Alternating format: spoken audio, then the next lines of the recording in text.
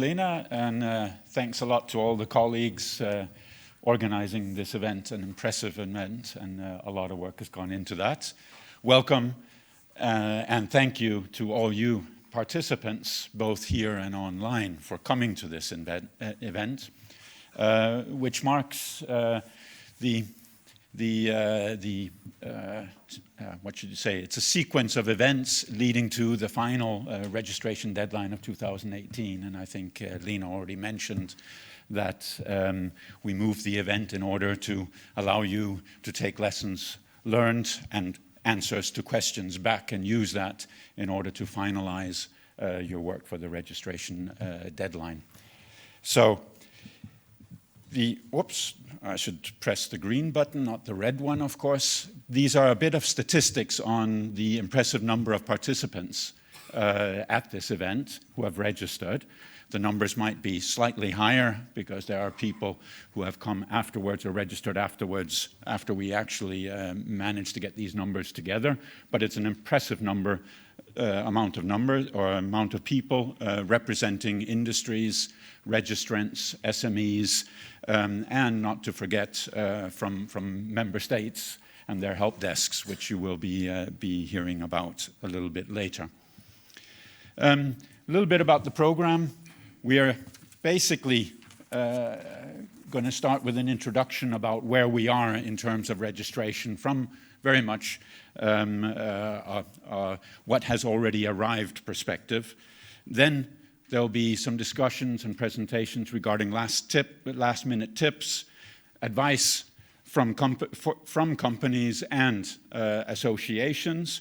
We'll then have a panel discussion that Lena already mentioned on how we will continue after 2018. And then we'll have the marketplace where you'll have the chance to talk to the national help desks. You'll be able to talk to industry help desks and the various parts of the ECHA help desks and staff to have answers to your questions.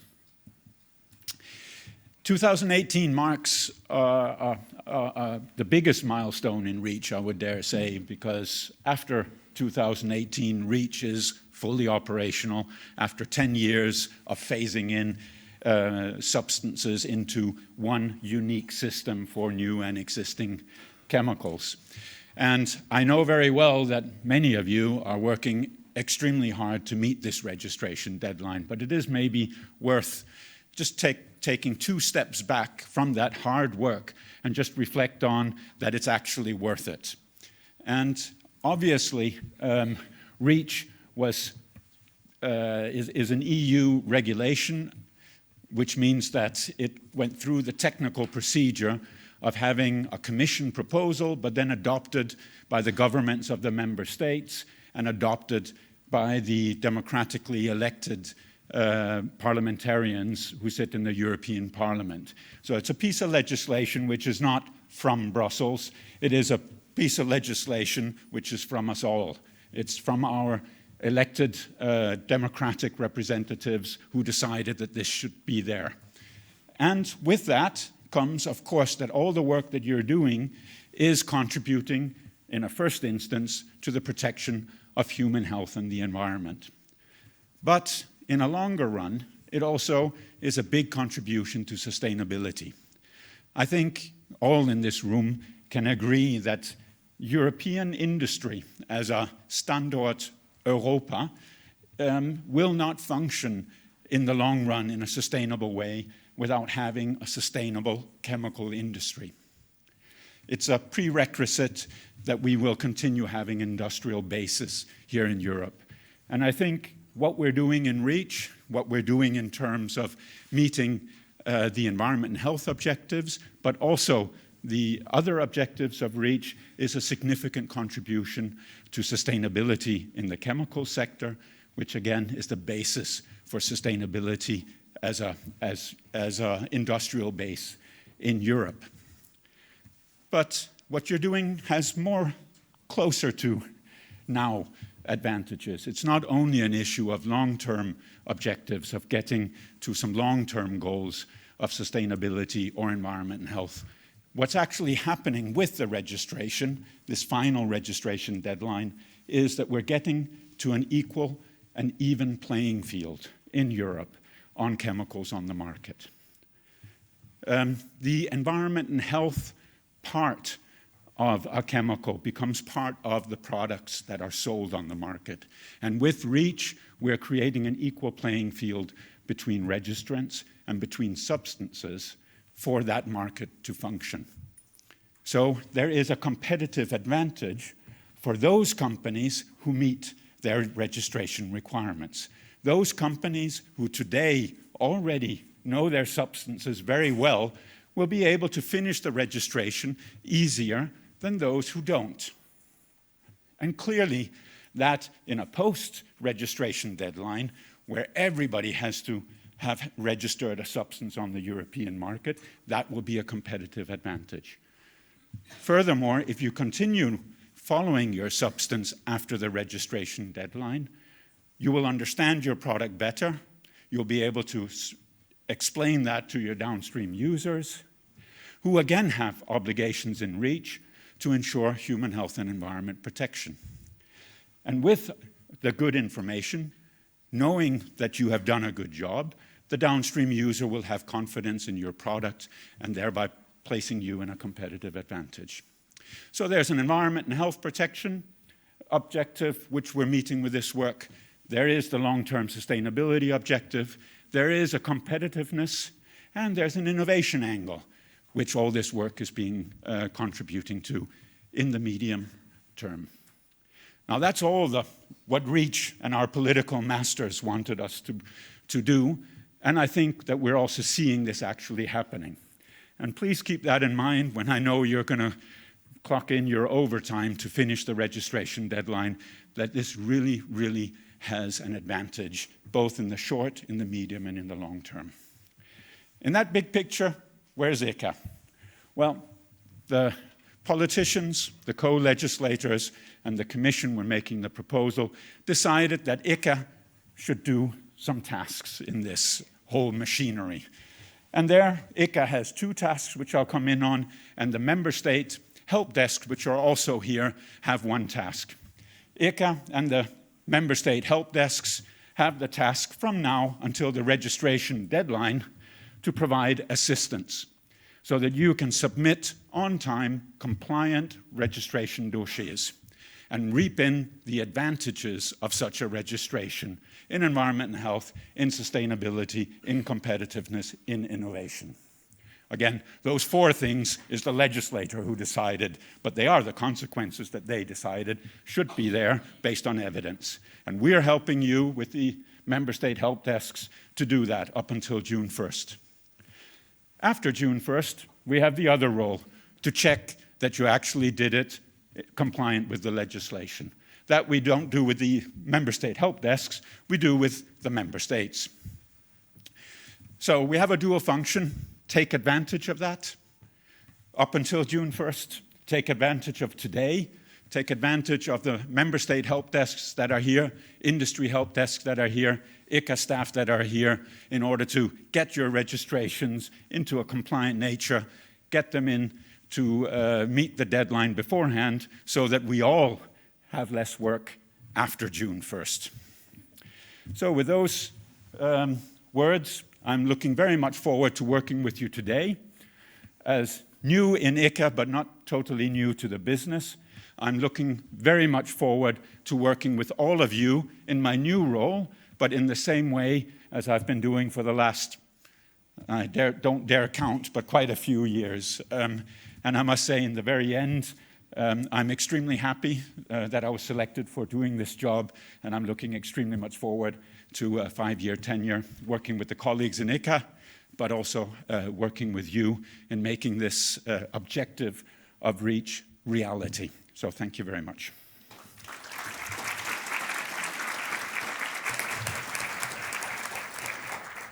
Thank you very much, Bjorn, for the inspiring words. Let's now move then to the first topics and session. So it's really diving deep on where are we in the registration, final deadline issues. And we start with the presentation by Mercedes VIñas from ECHA registration on, indeed, where we are. Mercedes. Thank you very much, Lena, and good morning, everyone, from my side as well. I'm very happy to be here today to give you a status update of where we are. You're going to hear a lot about the deadline, the difficulties that companies are facing, how to overcome these difficulties, but we thought it was good to start the day with a short recap of what we are expecting by the 31st of May this year and where we are. Because you may think that there's still a lot of work ahead, and there is a lot of work ahead, but for some companies, maybe the deadline is already over, as we have been receiving already quite a number of dossiers, as you will see. So we will have first a very short recap on why we are all so excited with this final registration deadline. You may have heard it from Bjorn's word, that we are all very much looking forward to receiving all this information from all of you. Then before we share where we are today, we thought it was good to give a bit of a summary of what we expect so that you can see how far we are from these expectations as of today. And then we can share also how to follow the progress, because this is the information we have today, but things are going to change a lot in the coming months. And then we want to give you some ideas on how can you follow from home the progress towards the deadline. So let's start with a short reflection on registration. I mentioned that we are all very excited about this deadline, and it is for good reasons. Bjorn mentioned already how important the registration process is. It is really vital for all of us that are working on chemicals management. For companies, it goes without saying, you have a lot of work to do, but it really shows that you screen your portfolio, you identify the substances, you check your volumes, you put in place volume tracking systems to make sure that you know where your volumes are. You discuss with other companies, you share the information, and then you can be sure that you have put together a dossier that reflects that your substance is both manufactured and used in a safe manner. And this is very, very powerful for companies to be able to say that. Then once you are convinced that this is the case, you submit it to the authorities, and then we only get started with this information. The registration dossiers for us are the very beginning for many things. I mean, to start with, this is what makes us have more informed decisions. This may sound obvious, but all the other processes under reach, all the other processes that we take as authorities, proposals for restrictions, how we decide on which substances we act or we don't act, this is all largely based in the information we get from you via the registration dossiers.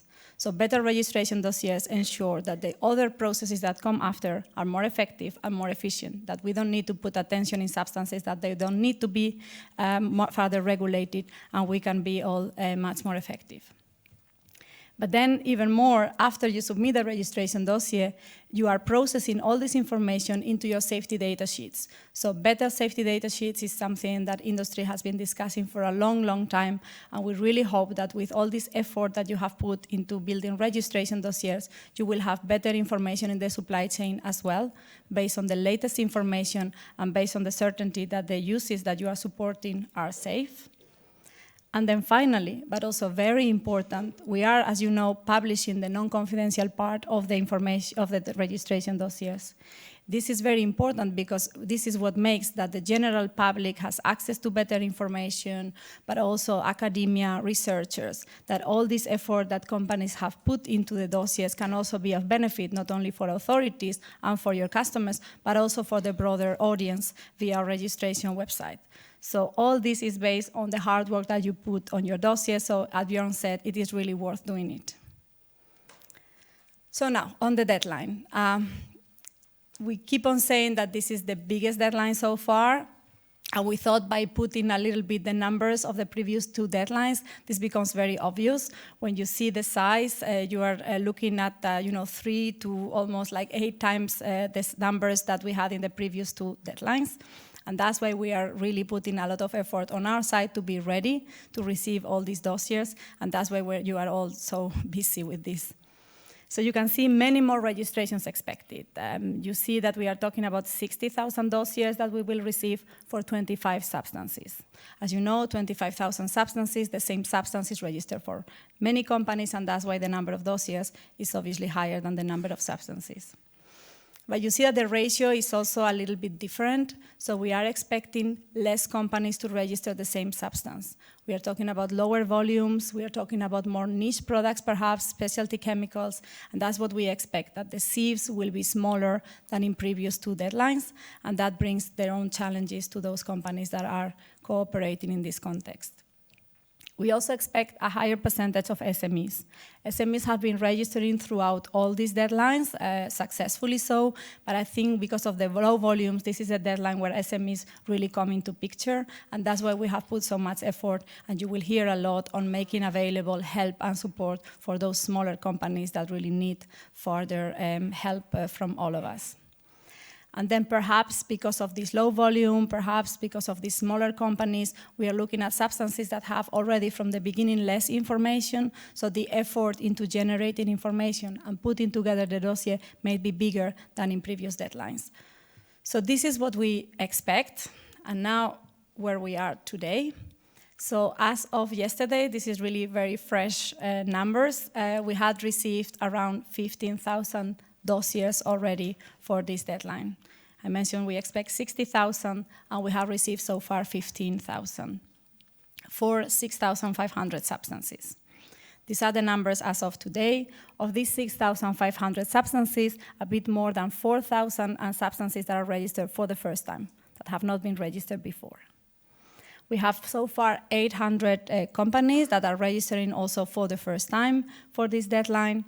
And then 16% of them are SMEs of the total number of companies registering. So we see a certain percentage of SMEs that has not changed that much compared to the previous years. And then also maybe interesting to reflect that the majority of registrations still come from outside the European Union. I think this is good to see that the risk does not pose any particular hurdle for companies that are outside of Europe.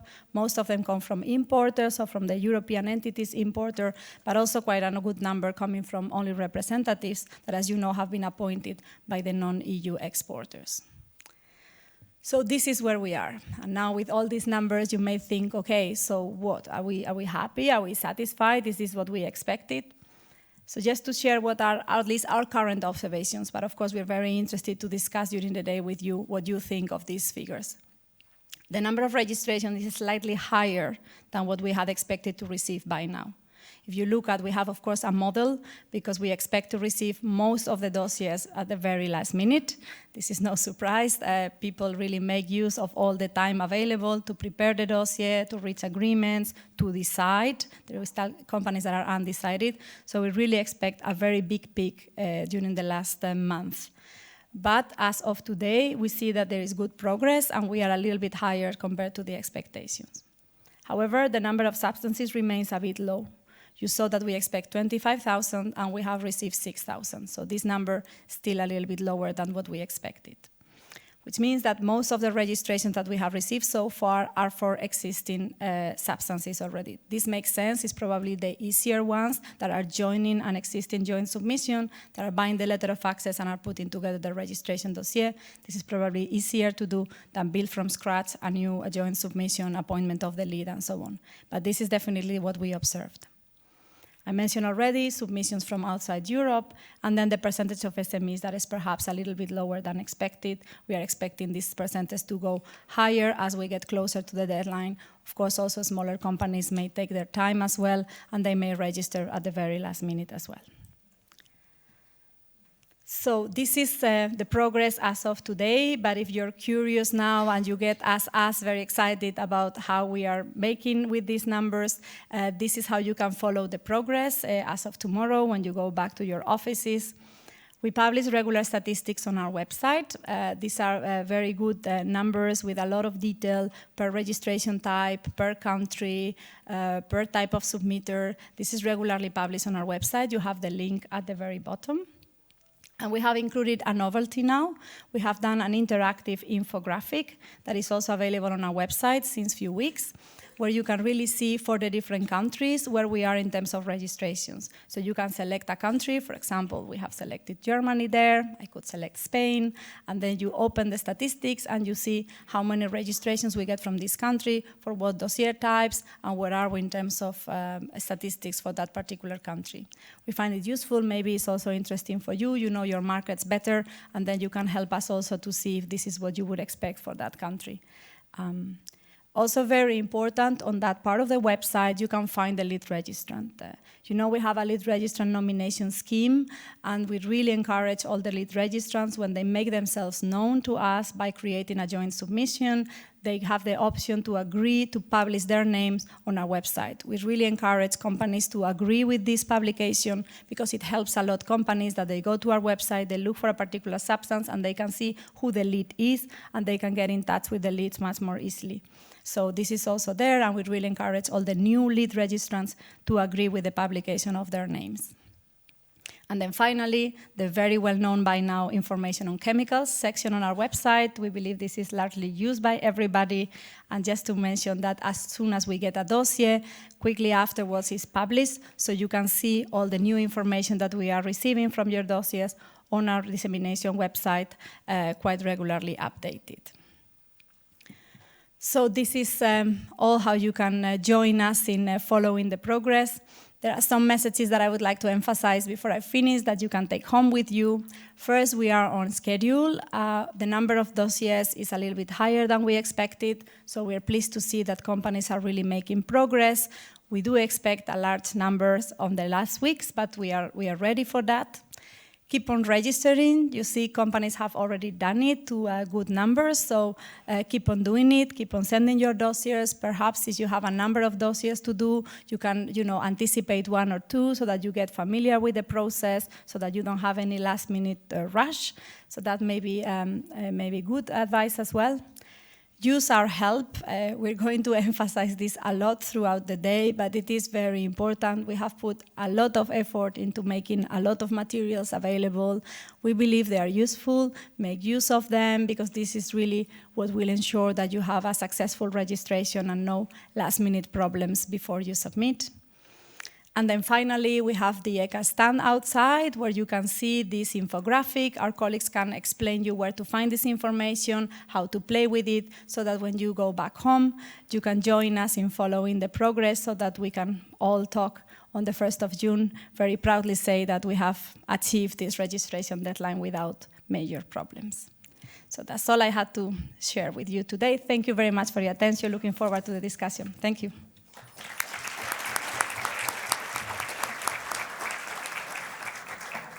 Thank you very much, Mercedes, for sharing also this very, very latest news on the registration numbers. Next speaker is Laura WALIN, also from ECHA registration, and she's going to share you with all our best tips for those who are still indeed doing their registration. So, Laura, the floor is yours. Thanks. Okay, good morning, everybody. I'm presenting you today actually a compilation from what tens of colleagues have been doing in ECHA on the IT tools and on working on your dossiers. What would be the best advice from them to make a successful registration? And I have split this presentation into 2 parts. First, some tips to ensure successful submission, and then what to do if you are, despite your best efforts, in a difficult situation when finalizing your registration. So those of you who have followed our REACH 2018 roadmap advice, you know that we split the registration with SMEs in mind into 7 phases to make it a bit more palatable for those who are not familiar with the process. And now that we have only 120 days to the deadline, we hope that you are, as our SME representative John in this picture, already on the 5th phase, maybe, preparing to submit your dossier to ECHA. So one thing for you to consider at this stage is that what would really be the correct or the best tool for you to use, because we have developed several options for you. Firstly, I would like to mention ECHA Cloud Services, which we developed specifically SMEs who are preparing their 2018 registrations in mind, and also those consultants who are potentially helping and working with SMEs for their registrations. This would really be the option to pick. For those member registrants who agree with all the information that the lead submits, they can also make their member registrations directly in Reach IT. And of course, the regular Euclid 6 is available for everybody.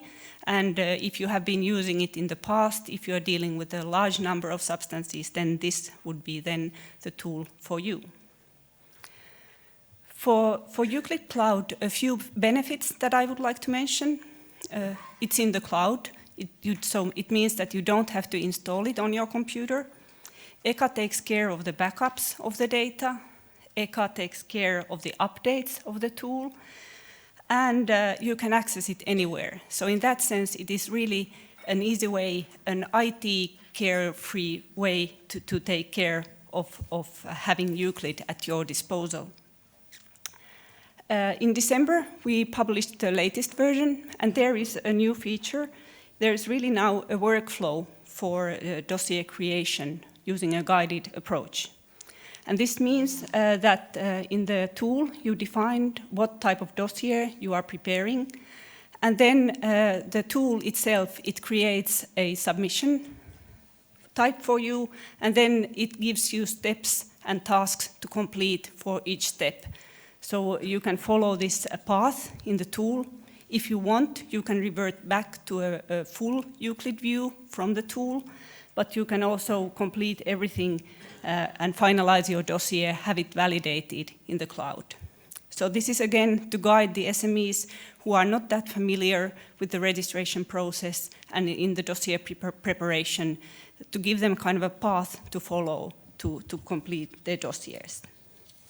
And this type of wizard type of approach is also available in Reach IT for those who are preparing their member dossiers there.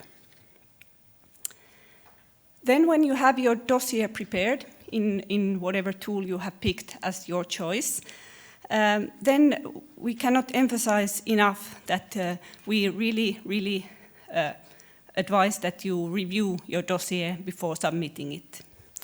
In Euclid, run the validation assistant tool. It is really a must before submitting.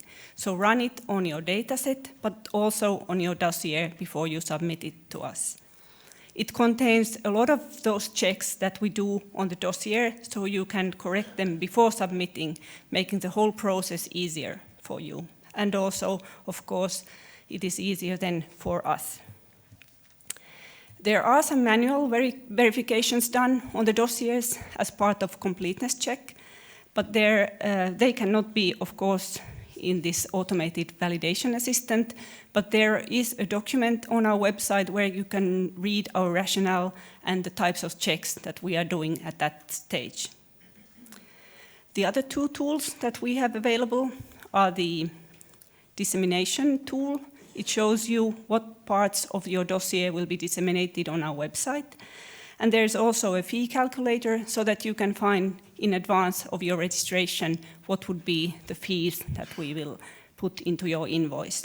And this is, of course, relevant, for example, if you have made confidentiality claims, which incur a fee. Then, before you submit your dossier to us, we would like you to take a pause and make a few checks before you submit. In Reach IT, check that you have the company contacts in place, that all the submissions have the contact that you want them to be there, because Reach IT is not only a submission tool, it's also a communication tool between the registrants, between you and us. Also, take a look at your company size, especially if you are declaring a status of an SME. There's a kind of a wizard or a supporting part in Reach IT where you can go through what it means to be an SME and upload the supporting documentation to the system, because we will check these afterwards. And then for the invoices, check that the billing address and if you want to put a VAT number there, that they are correct. And also within your company, if a purchase order is needed for these type of invoices to be paid, you can put the purchase order number there, but it has to be correct in the first go. Then, what happens when the dossier comes to ECHA? Well, this looks a lot like the metro map of Helsinki, actually. It is relatively simple, but as in any metro, you have to pay attention still, even though it's simple, for a few things. So what I want you to take home from this picture is that there are two types of checks that we do on the dossier. There are the business rule checks, and then there is the completeness check. And you have to pass the business rule checks for us to consider the dossier to be submitted. So it's kind of your metro ticket with a timestamp, so you want to get past the business rules before the deadline. And then on the technical completeness check, notice that it is really a tool. There are two lines simultaneously. So we do the technical completeness check on the data on the dossier, but we also at the same time run the financial completeness check, which in plain English means that you have to pay the invoice that you get. And then we come after these checks to a decision, which in most of the cases and in the best cases is a registration number.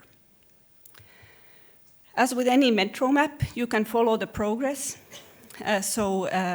In Reach IT, there is this reference number overview page where you can see at which step your registration or your submission is at the time.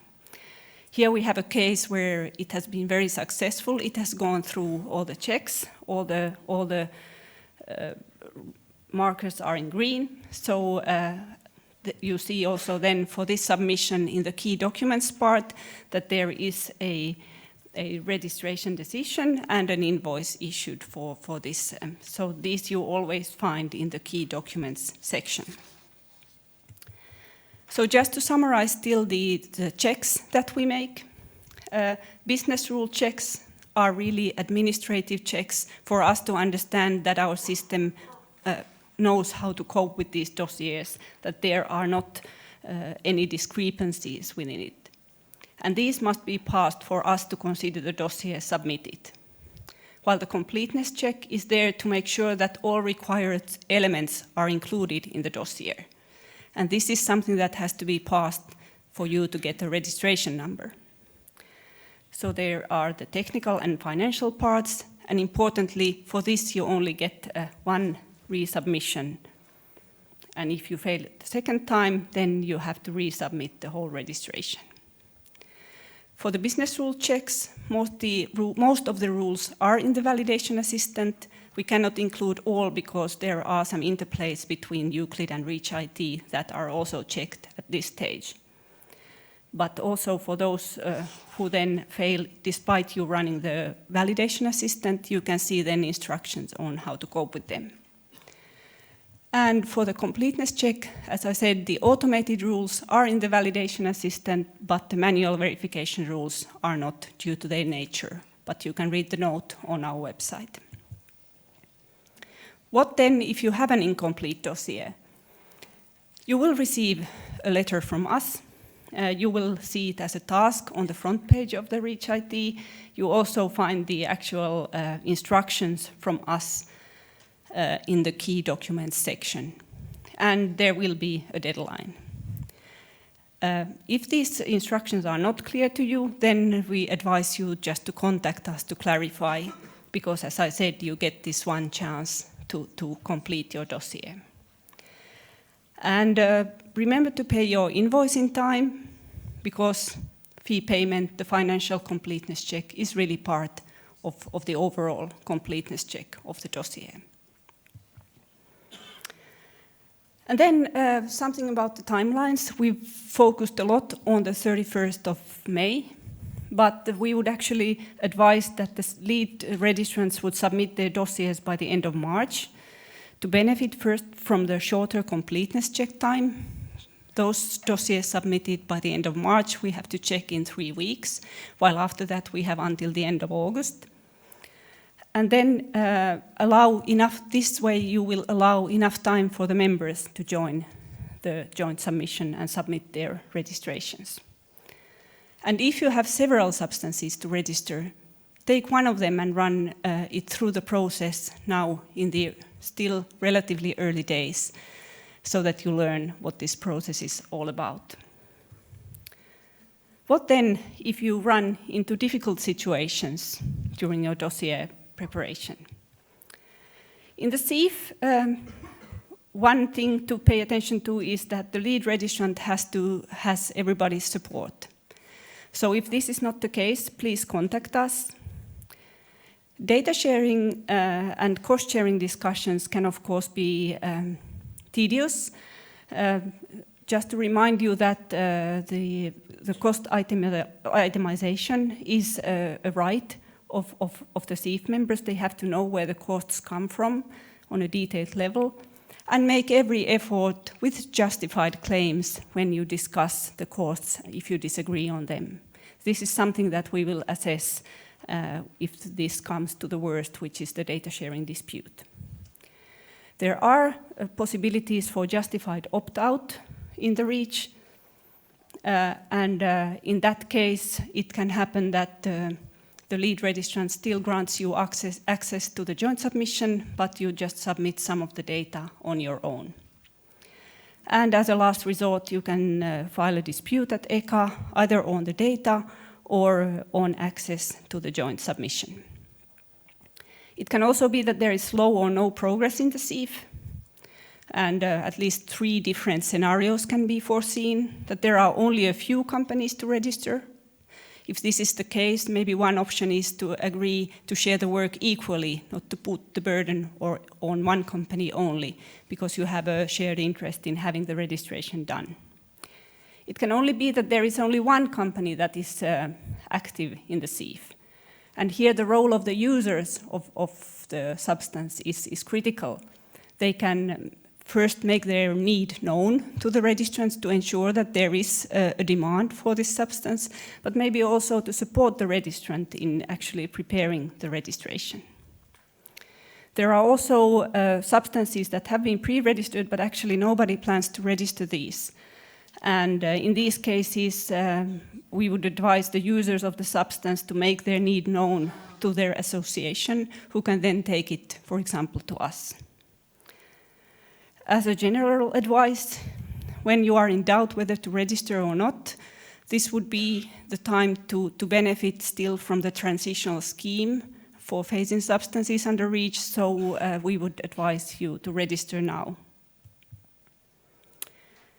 Then turning to even more exceptional situations, to the Directors' Contact Group, which is an informal group that was established in 2010 to monitor the registration process and find solutions to practical obstacles to registration.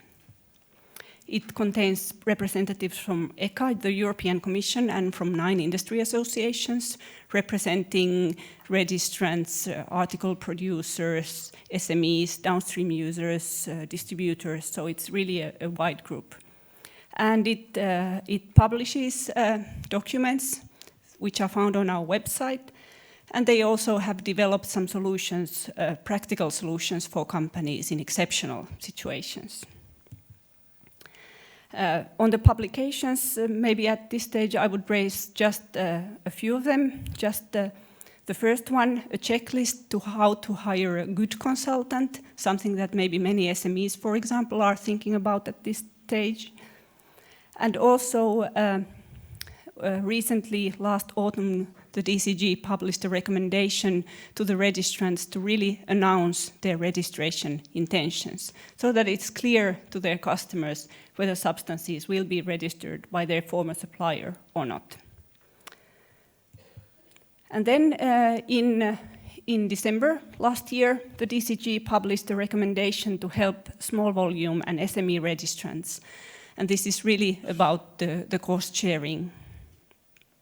And the scope of this recommendation are companies who are joining the existing registrations. And it contains 4 parts. And the first 2, the recommendation to explore if it's adequate to submit only physico-chemical information and whether they should rely on data sharing dispute. These are really options that are available for everybody, of course. But it was felt by the DCG that maybe SMEs are not fully aware of these possibilities, so that's why they were included in this recommendation.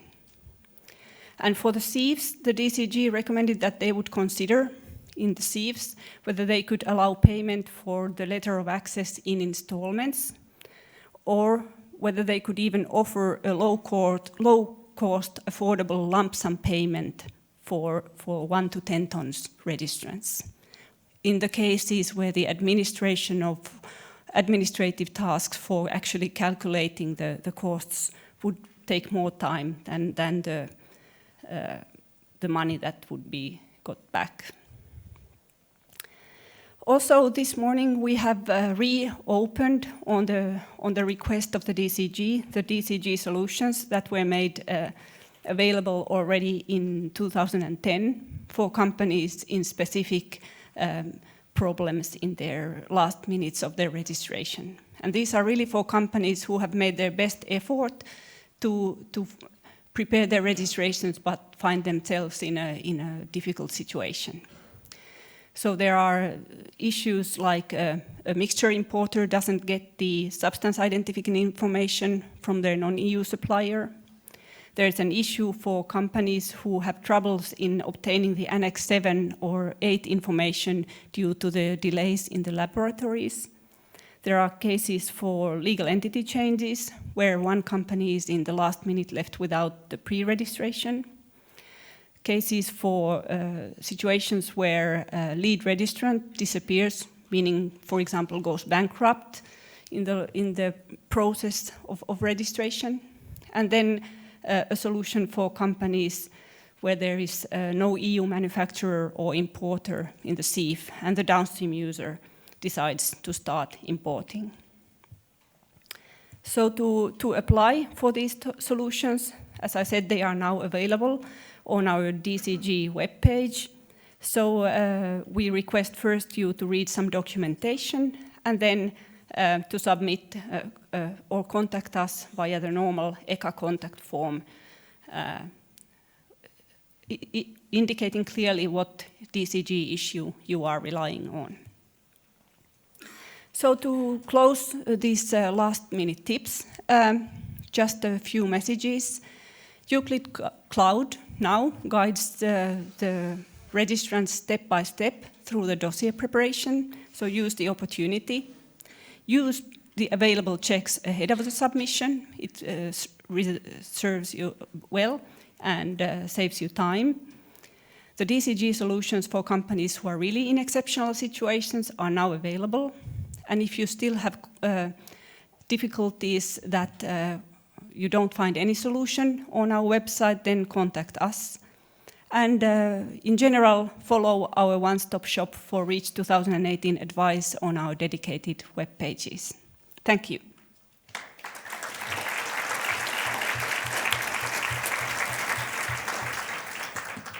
Thank you very much, Laura, for giving this comprehensive package of last-minute tips, including the released DCG solutions. Now, this may be an all-female desk today, but it is certainly not an all-ECHA desk. So it is important to also hear from the registrants and especially SMEs today. And today that voice is given by Karine van den Velde, who is representing the REACH Orphan Substances Consortium. So Karine, the floor is yours. Thank you very much for the introduction and for the invitation to come present here today. Good morning, everybody. I have been requested to present a bit about the support for SMEs that are, the options that are possible for SMEs. You all know that there is a registration deadline, May 2018. It's only 4 months away from today. It's very very scary, I'd say, that this is only 4 months away, because to me it seems that the clock is ticking faster every day. What is an SME? If you're not really sure about the definition of an SME, there is a website that guides you through it. There is a test that you can do. Be very, very careful that you get the size of your company correct, because if you have by mistake registered as a small or medium enterprise and this is not correct, the fines for that are really huge. So be very careful that you are sure about the size of your company before registering. Why is it so different for an SME to register compared to big companies? Well, I've put together here a bit some of the hurdles that you could have as an SME. I've worked with SMEs for many years now, and I've seen that they often don't have regulatory people in-house. Often it's just one of the salespeople or even the CEO that is dealing with REACH himself. So just on top of their daily jobs already. So it's not really straightforward to deal with REACH. REACH is very complicated, as you know. So how to prepare the REACH inventory? What do you do? Do you have to register? Do you have registration obligations? What is ahead of you? Do you really know by now? Of course, if the cost, because REACH is very costly, as you all know, if your benefit is lower than the registration cost, is it worth registering? We are talking about small tonnages now, so what if you have 1.5 ton that you put on the market?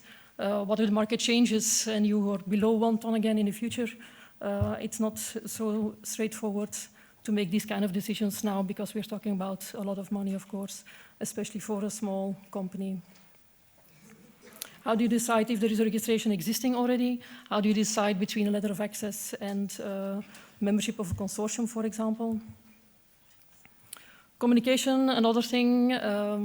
Languages is, as you know, in Europe we have quite a lot of languages. English is, of course, the language used within REACH, but I've seen quite often now that the English language is not straightforward or commonly understood for small SME people. Then what about the orphans, of course? That's what I'm working on. The orphans, an orphan is a substance that is not REACH registered yet, but that still has to be REACH registered by the 2018 deadline, and that nobody is working on yet. So it's still out there, and you need a registration for it, but nobody has started to work. If this is still the case right now, then it's really urgent, of course, to start acting on it. What if you're the only company interested in a certain registration? Then you can see a mountain ahead of you. So how do you start dealing with that mountain? Some of the consultants might say, well, just go for it, register on your own, do all the studies, do the registration yourself, and then later on see if you can get some investment back by selling a letter of access. But still, that is quite resource demanding for a small company. Being a lead registrant is something that makes people hesitant to become to start a registration, because of course the list of responsibilities of a lead registrant is pretty long, as you see here, not to be taken lightly, and it also again time and resource demanding, and it requires a good preparation. But then again, I wouldn't be here, of course, if there weren't manageable solutions for this. And one of the examples to deal with this is the REACH Orphan Substances Consortium. I created this mid-2015 with the help of Archie and Chem Service. It's a horizontal consortium, overarching because of the fact that we group substances together, being it metals, organics, inorganics, doesn't really matter. We just group them under one consortium, thereby helping people with the admin work all together in one consortium. It helps us dealing with labs, because it's always easier, of course, to approach a lab and says we have quite a few substances here that we need to test all together, although they're not related one to another, doesn't matter, but we need, for example, several flammability tests or whatever. It helps in the discussions with the labs. All the entire admin work, the coordination, etc., is done within the consortium. So the work of the lead registrant is done within the consortium. So the lead registrant position all of a sudden becomes manageable again, because the lead registrant is actually only the communicator. So he receives messages from ECHA, gives it to the consortium. The companies are dealing with it together within the consortium, and the answer is given back by the lead registrant to ECHA. And of course, the lead registrant still has to hand over the lead registrant dossier to ECHA, but the dossier is prepared within the consortium, again, together with the different registrants and the secretariat. It also gives you the possibility to decide on your level of involvement. If you say, well, here is the substance that I need to register, just deal with it, that's fine. If you want to be involved in every single study, fine as well. It's your decision how much or how far you want to be involved in the process. So I hope that in the meantime, everybody here in the room has started already and has made your inventory so that you are aware of what you need to register by when, and if you need to register, what do you manufacture, what do you import, which raw materials do you need, which tonnages are you talking about. Did you pre-register? Well, that's of course too late now, because the pre-registration deadline was almost a year ago. Are you talking about phasing or non-phasing substances? If you don't have a pre-registration, you will need an inquiry. So you better know about all these things. The sooner, the better, of course.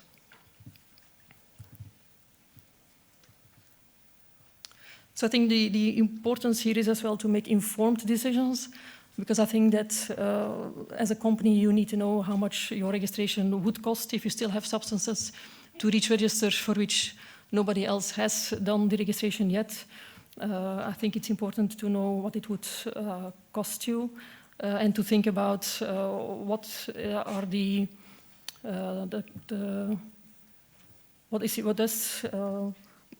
what kind of substance do you have? Is it affected by restrictions, authorizations? Is it a substance of very high concern? Does it have REACH obligations? And of course, what will this cost you? I see three different possibilities if you have a substance in your portfolio. Either it's already REACH registered and you can just buy a letter of access. That's the easiest way, of course. Either it is being worked on and you will get the registration hopefully on time by the May deadline. You can still buy letter of access the coming months. But if it's still an orphan substance and nobody has started to work, then it's really, really crucial to do something. The sooner the better, of course. So how to deal with your orphans? I always prefer to go with a stepwise approach. So the first step being finding out what companies in the sieve are interested in a registration so that you can work together and share the costs from the very, very first day. Do a data gap analysis, see what is available out there in literature, if read across is possible, especially at this moment in time with the deadline so close to us. Read across is really sometimes the only option to still get a registration done on time. And once you have that, then we can say, okay, this is what the registration would cost you. Then it's up to the company, of course, to decide if this budget, if this substance is worth the investment.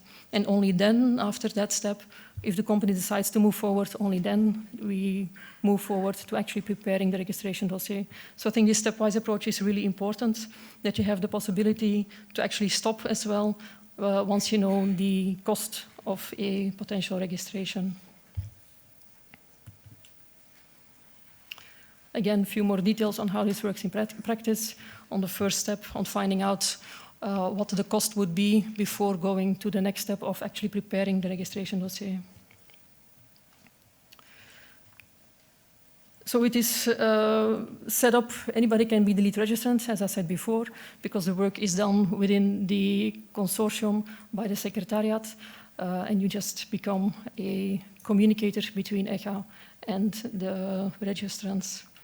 So it is possible even for very small companies, if you have a consortium or a secretariat behind you, supporting you with all these tasks. Very important question that for sure you often get from your management. What does REACH cost? Well, a lot. That's the simple answer, quite a lot. There are three different pillars in the REACH cost.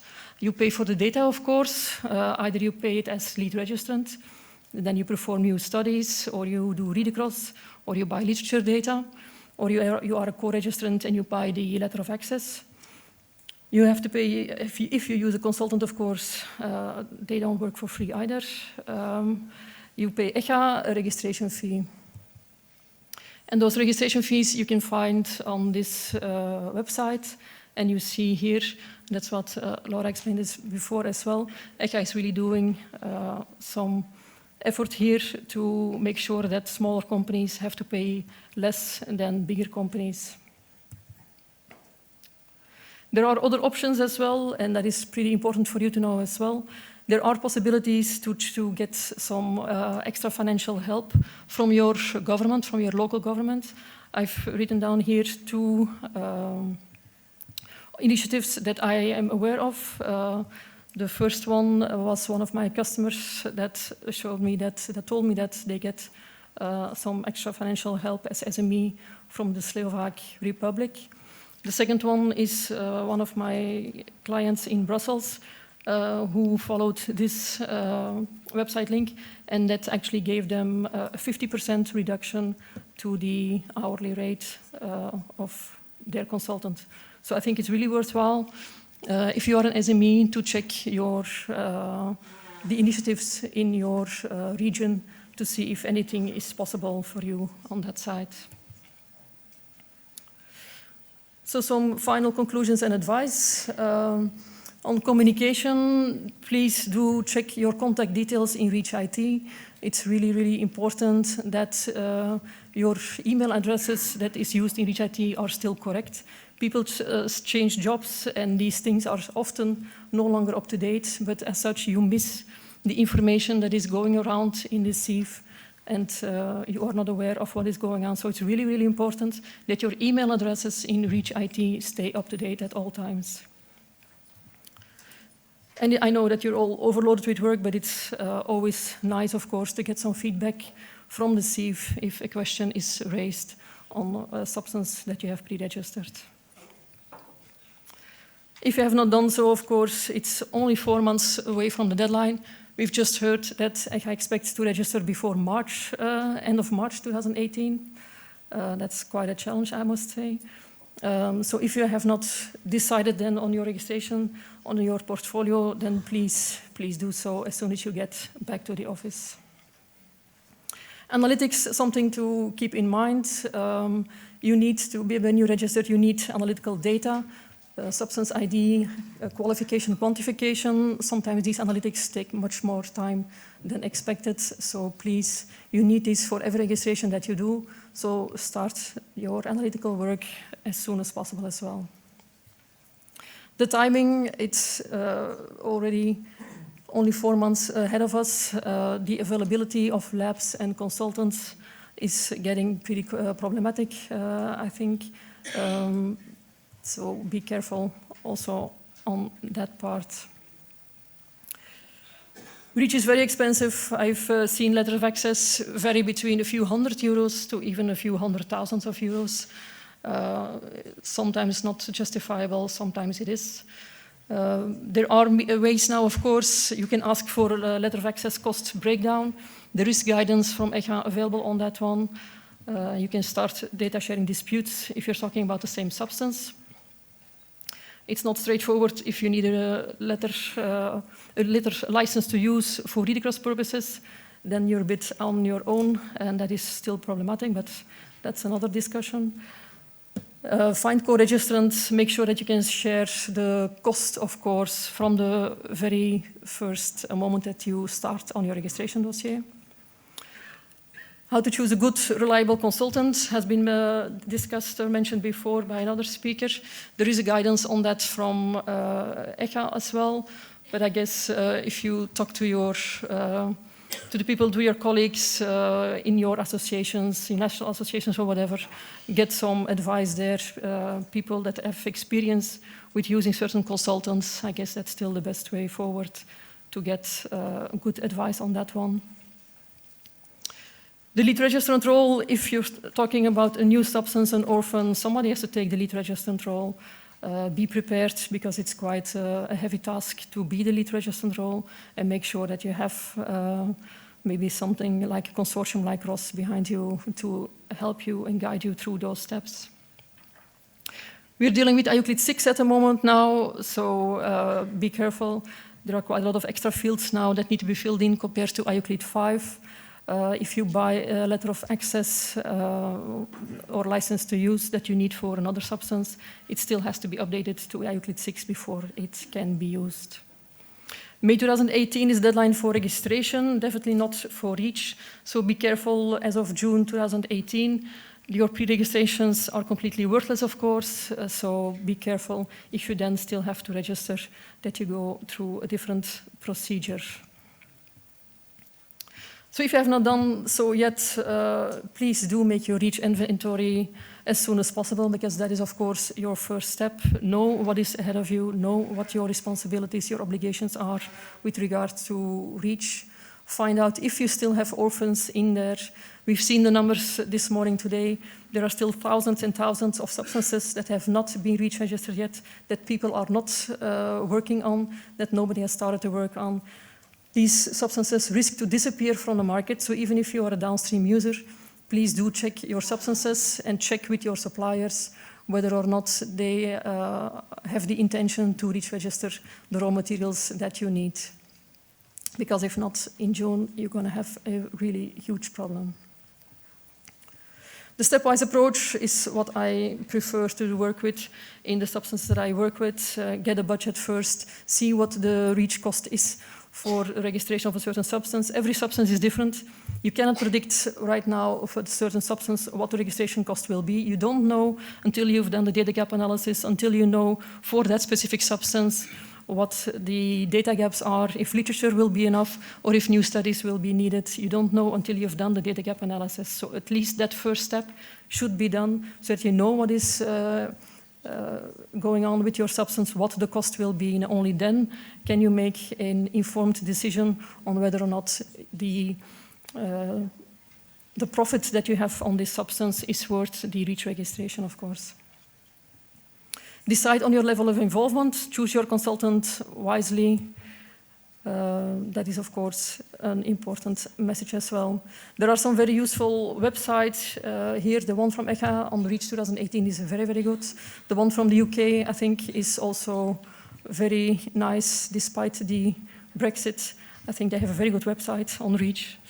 And then I would like to thank you for listening to me. It was a pleasure to be here. Bye.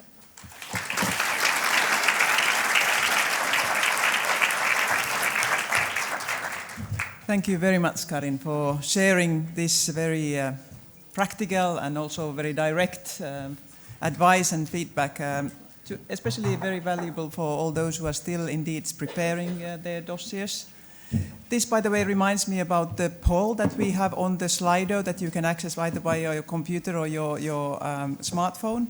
So only less than 50 had responded to the poll so far, so I think we could have some more answers to know how ready you are.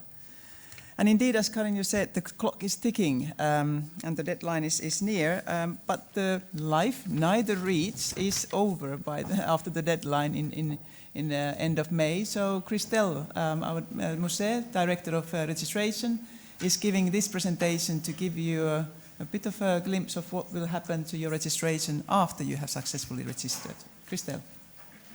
Thank you very much, Lena, and good morning to all. Good morning also to those following us on online. So indeed, my presentation is of different nature. I'm not going to focus on what you should do for May 2018, but explain a bit what will happen after May 2018. But there is a number of recommendations in this presentation that you still may consider before finalizing your dossier and making sure that you have a good dossier, because the better your dossier is, the less work you have to do after the registration. So my presentation will be in 3 parts.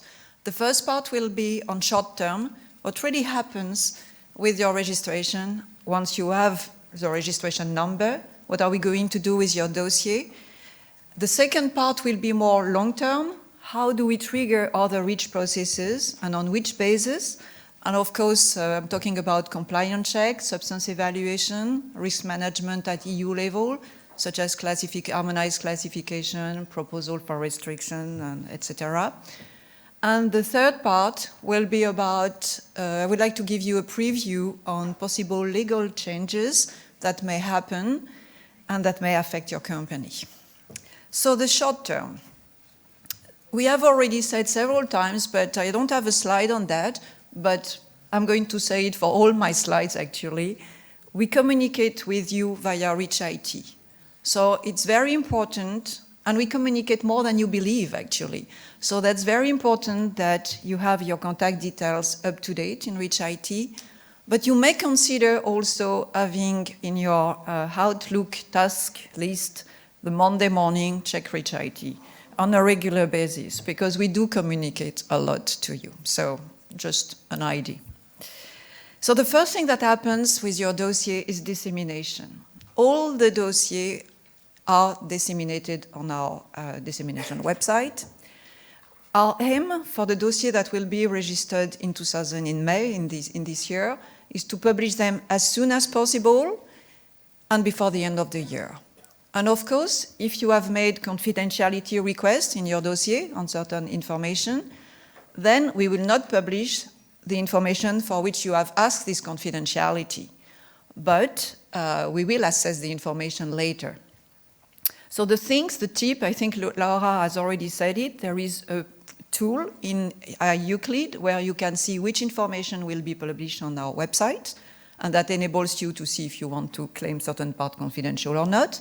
And then you have a manual which is very useful that explains you again how the information is published, but it explains you also how to make an appropriate justification. And that helps give you some hints on how do we assess this justification for confidentiality request. We will assess all the claims. So depending how many claims you will do in your dossier, it may take several years. So don't be surprised to receive a request in 19 or in 20, a request for clarification or substance justification. You can, we always send a decision. So either we accept the claim or we refuse the claim. But if we refuse the claim, before refusing, you have a chance, we ask you to provide us with more information. We ask for clarification. So you have a chance to correct that. And definitely, if at the end we take a negative decision and your claim is not accepted, you still have a chance to ask ECHA for a review. And the procedure is always explained in our decisions and on our website. The second thing that you should be aware of is that if you are an SME and you benefit from reduced fees, then we check the status. All the SMEs are verified, and it's very important that before submitting your dossier, you upload in REACH IT documentary evidence of your status. There is a lot of information on our website on how you assess whether you are a small, medium, or micro, small, medium enterprise. And it's being explained, and you have to take into consideration links with parent companies, but everything is on our website. Once again, it may take several years. It will take several years. Depending on how many SMEs will register, it will take several years. It means that during several years, we may ask you information to make sure that you are an SME. Something which is not directly linked on the dossier that are going to be submitted in May, but still are important to understand, is that we may check retrospectively your dossier for completeness check. And the reason for that, it was being said in the previous presentation, is that in 2016, we've changed the Euclid format based on the experience that we had gained during the two first deadlines. And we had noticed that there were different ways of reporting the information in our Euclid. It created confusion, both for you and for us. Therefore, the format has been updated. Based on that, we have also improved our automated completeness check. And furthermore, we have introduced a manual completeness check to verify certain data elements. So to ensure there is a level playing field between the new dossier or the updated dossier and the dossier which are never updated, we have started campaigns to verify retrospectively the registration dossier. And we did such a campaign in two campaigns actually in 2016, and we focused on dossiers where the registrants are indicated that studies were ongoing, but they had never been updated, and we never received this information. So you see from the numbers that it was quite successful. Everybody managed to submit the information, which is good news because we have received a lot of data. And nevertheless, some registration decisions have been revoked, meaning that the registration number is not valid anymore and the company has to put the substance on the market.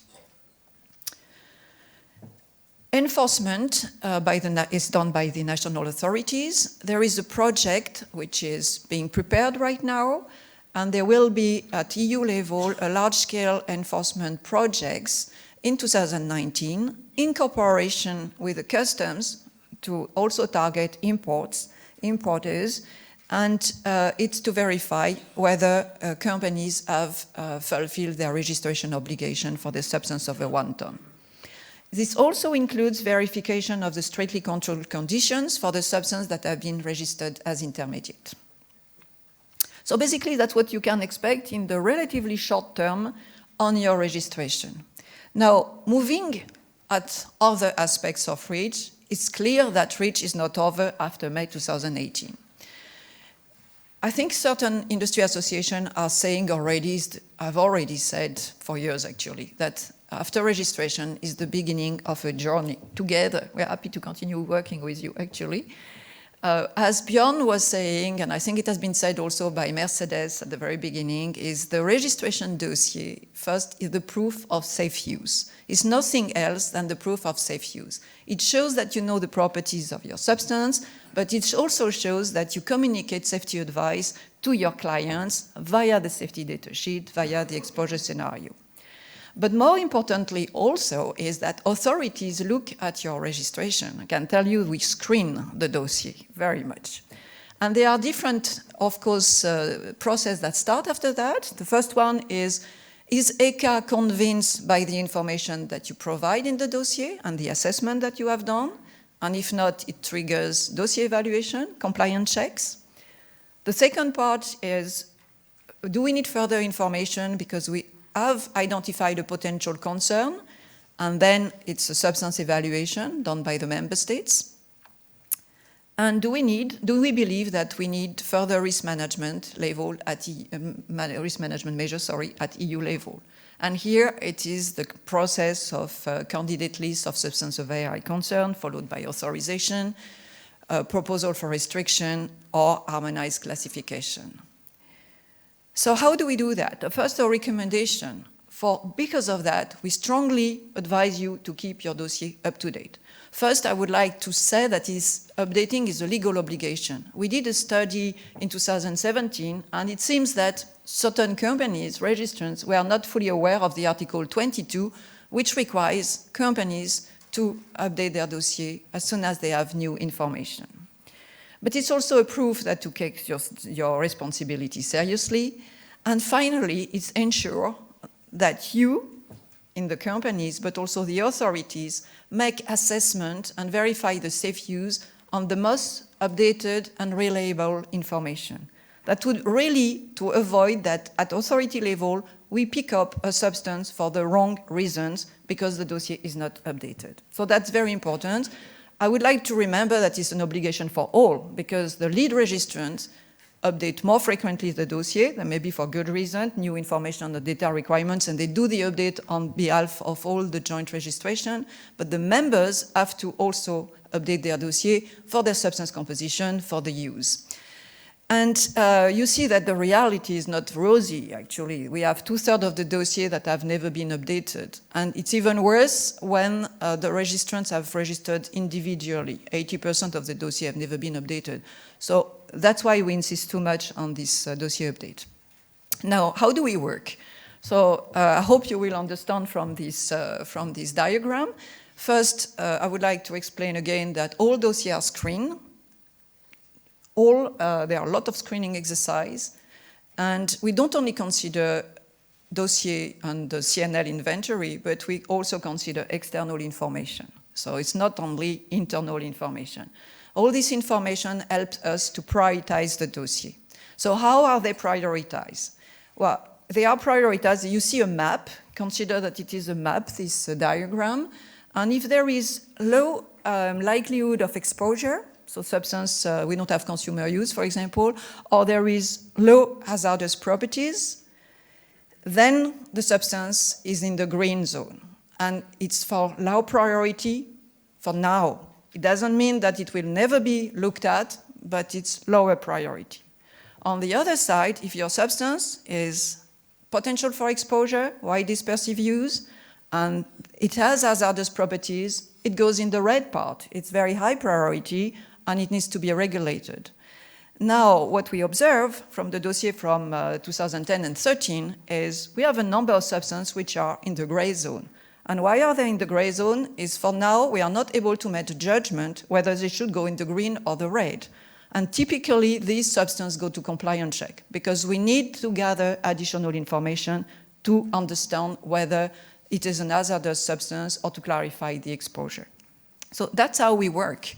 And therefore, you can totally already now look at your dossier, see if your waiving statements are correct. And for preparing your 2018 dossier, you should take care of that. Make sure that your use are clear so that we don't believe there is exposure when there is no exposure. And make sure that your waiving statements are current and the justification are scientifically robust.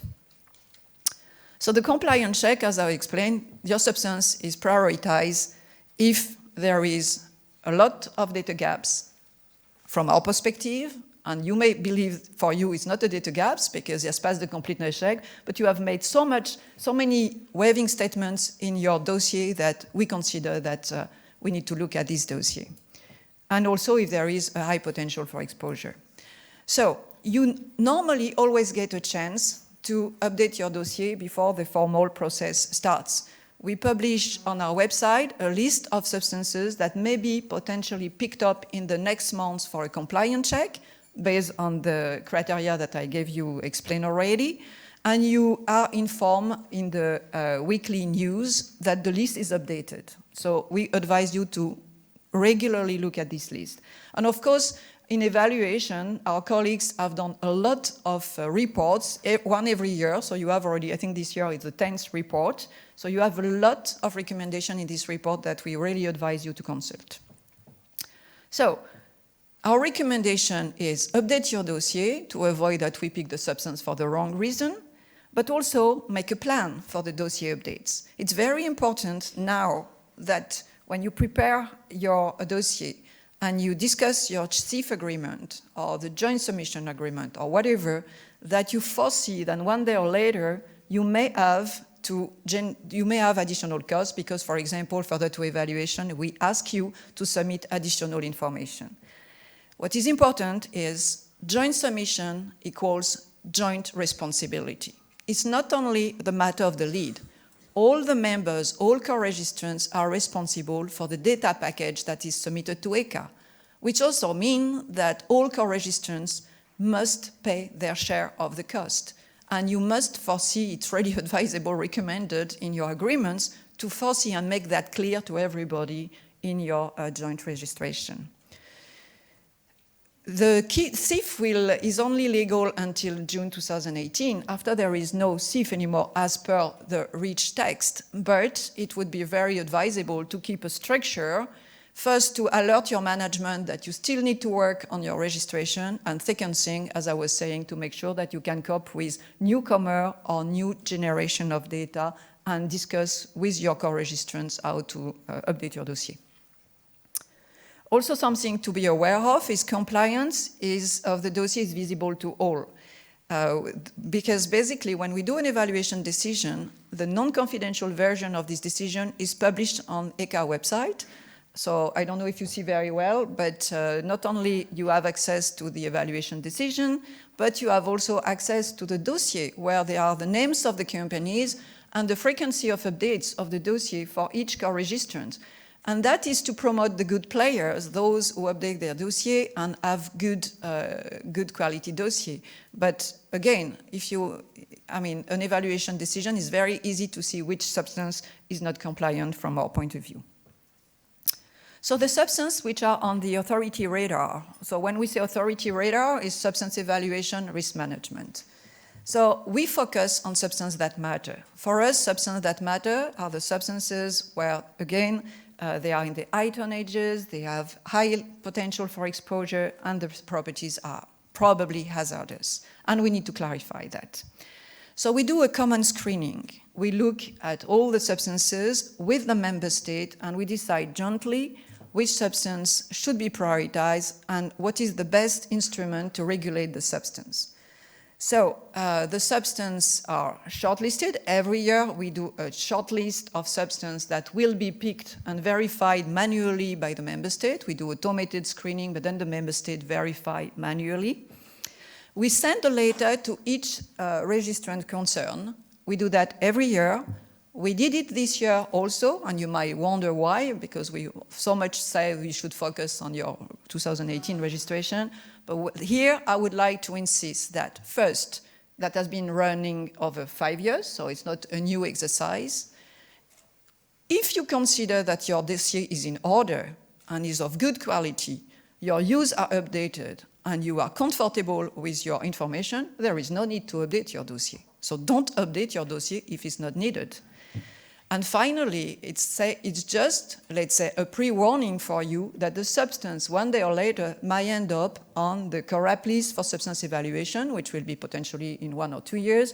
So what I would like to say is there is still time to update your dossier at a later stage. But if you do believe that there are some uncertainties in your dossier, particularly on the use, you may consider still updating it to avoid again that we pick the substance for the wrong reason.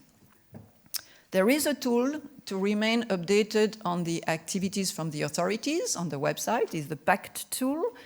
So you find here all the activities from the member state and from ECHA. You know what is the nature of the concern. Is it a CMR? Is it a PBT? Does the substance have endocrine disrupting properties? And you know also the authority in charge and what the outcome. And for example, I selected some of them for which it's not very easy for you to read, probably. One of them, you see that the substance evaluation is under development. For another one, you see that there has been an assessment and the outcome is not a PBT, the substance is not a PBT, and you always have access to the underlying information to know the reason of this assessment. So, what else to expect? That's my third part. First, the Commission has done a REACH review and has conducted many studies.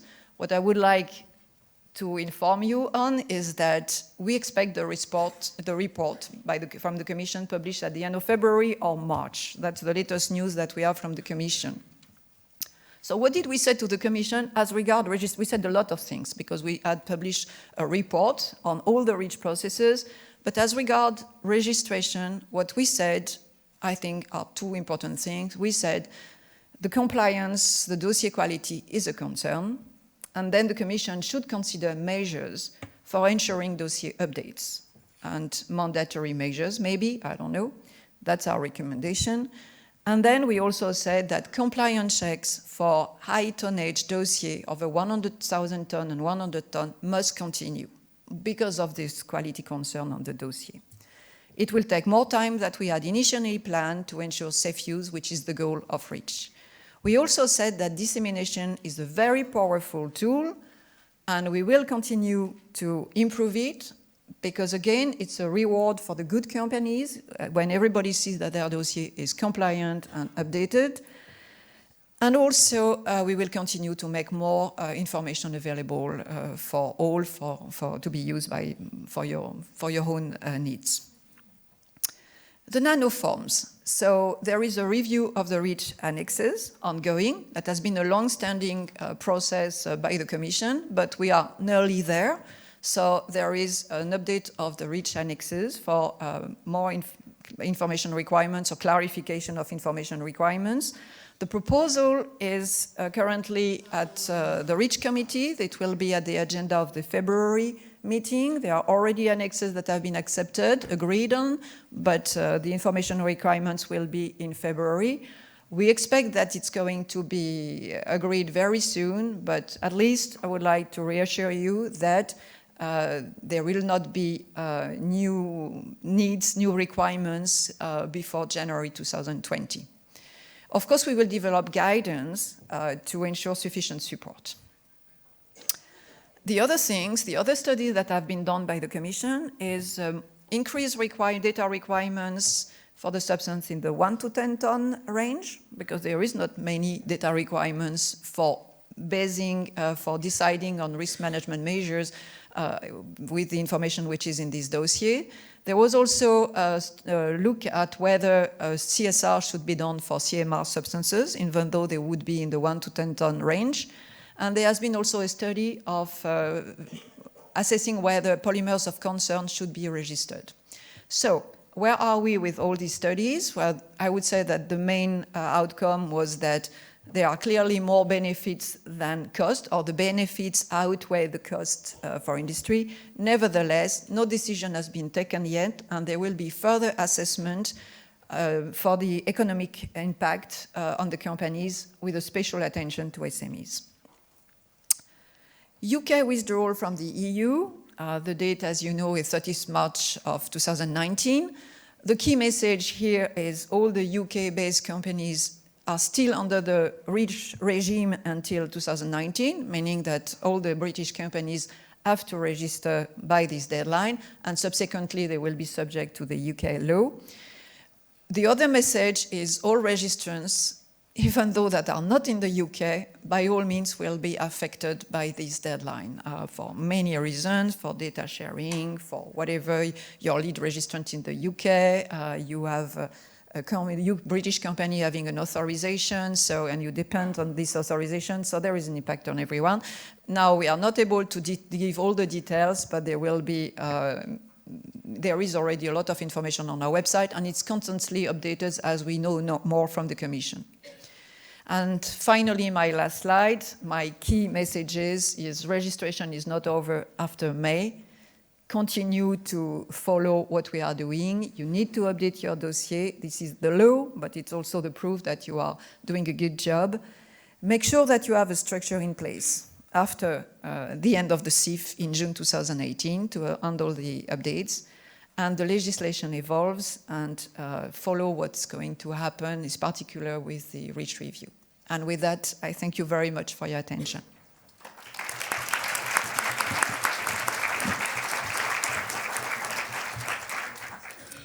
Thank you very much, Christel, for sharing the insight on what happens, on the immediate things that may happen on your registration, but also some of these more general approaches, what ECHA and the member states authorities are taking on in order to review and scrutinize your dossiers and substances.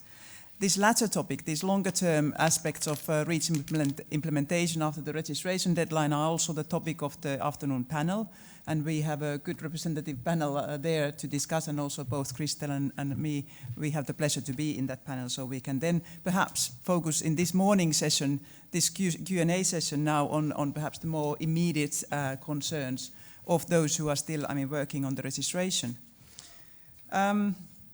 So with that, I open the floor for questions, and we will try our best to answer your questions. Please introduce yourself before presenting your question, and you can, of course, also use this Slido tool to submit your questions. I think we have received already several, but as a good chair, I will give the priority to those who are in this room and take the floor behind the mics. The microphones, there are 3 separate ones on the corridors here in the room, so please don't hesitate to present your questions. And if we cannot answer all questions, or you don't want to present it here, you can also, of course, then address the help desk colleagues during the breaks and at the end of our event today. So, anyone wanting to break the ice? Yes, the microphone is the closest, is there in the middle. Thank you. So indeed, please introduce yourself and your question. Yes. My name is Thomas Holtmann from German Federation of Industries. And with regard to the current registration process, I would like to raise the question, did you see some specific developments with regard to UK manufacturers? Since the idea of them could be, if we get a cliff edge Brexit, a hard Brexit, my registration, which I have to pay now, will be valid from 1st of June until 29th of March next year, and then I can put it into the archive. It's of no value anymore. And this is quite theoretical, I think, but I would be interested whether your perceptions justify such ideas, whether you can say, no problem, this is not going to happen, or we already see some indications. Thank you. Thanks a lot.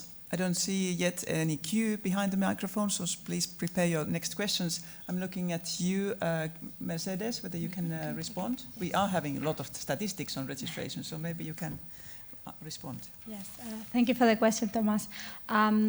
So far, we have not observed any specific behavior. So far, our message remains that the UK companies are supposed to register. They remain in the Union until March 2019, so they have an obligation to register, and it is the same message that the UK authorities are also providing, telling companies that they have to register. So far, we are all, let's say, one voice on that message, and then let's see what happens in the coming months, but so far no specific. Indeed, it is a unique situation and we are keeping an eye on it. I have now two questions from the floor. First, here, please. Costanza Rovida from ECOPA. It's just a question to change the format of the draft decision by ECHA. I've seen several draft decisions on compliance check, and most of them are about the waiving options and read-across approach.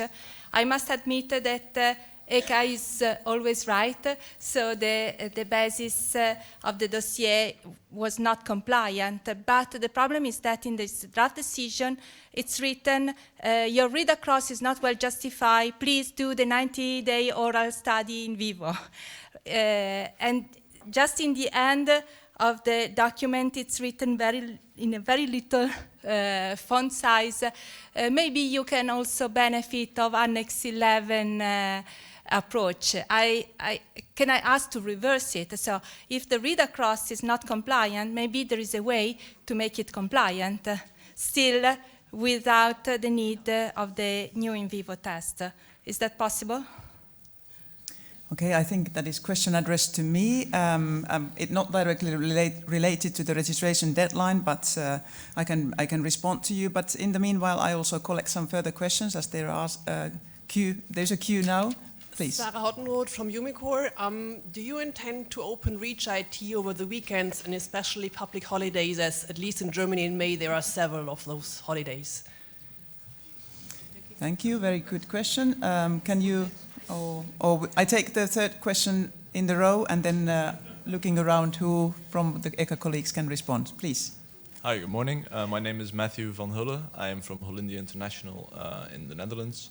As we are a company that trades in dyestuffs, we are looking at roughly 30 registrations. We are still an SME, so that will be a lot of money for us in smaller tonnage substances. Now, you mentioned that, well, Ms. Musset mentions that we should update our registrations preferably yearly.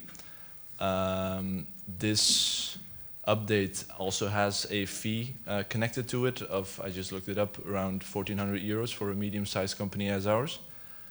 Our substance identity isn't going to change from one year to the next. our uses and the uses of our customers aren't going to change from one year to the next. They're going to still encapsulate in pigment, in plastics and in paints, which will be applied by the same workers in the same manner. What is the use of a yearly update of, say, 30 substances at 1,400 euros a year? Okay, I now pause and we give the replies. I will start with the question on the compliance check decisions and formulating the requests. There is a legal reasoning why ECHA always uses the formulation of the REACH annexes when requesting to comply with the information requirements. There is, of course, at the same time, the obligation for the registrants to avoid any unnecessary animal testing. So certainly this obligation is not taken away by any specific formulation by ECHA. And typically in the statement of reasons, we do give quite some rationale and pointers to the registrants why their, for example, read-across adaptation failed. So I do believe that we are giving also useful advice, especially in the case where it seems that it could be a plausible way to avoid animal studies. But of course, we can also always improve and develop. Now, on the REACH IT access, Mercedes. Yes, I can't see the person anymore, but I think this is hi. Thank you for the question. I think this is a question that we have received already a few times. At the moment, we are just monitoring the traffic, and then when we get closer to the deadline, this is definitely something that we are considering. Maybe not next week, but as we get closer to the deadline, and we will, of course, inform accordingly if this is a need to do it. All right. And Christel, you can take the last question. Is it on? Yes. Yeah, okay. Yes, for the dossier update, first, there is no fee associated with a dossier update. It's free of charge, except if you pass a tonnage threshold. So you are in the 100 ton, and then your dossier, your tonnage goes over 1,000 ton, and then you have to pay an additional fee, but a dossier update is free of charge. The other thing, when I was saying that it's good, this yearly update, as far as understood, is when we have picked a substance or we have prioritized a substance, we advise the companies to review their dossier to see if it needs to be reviewed.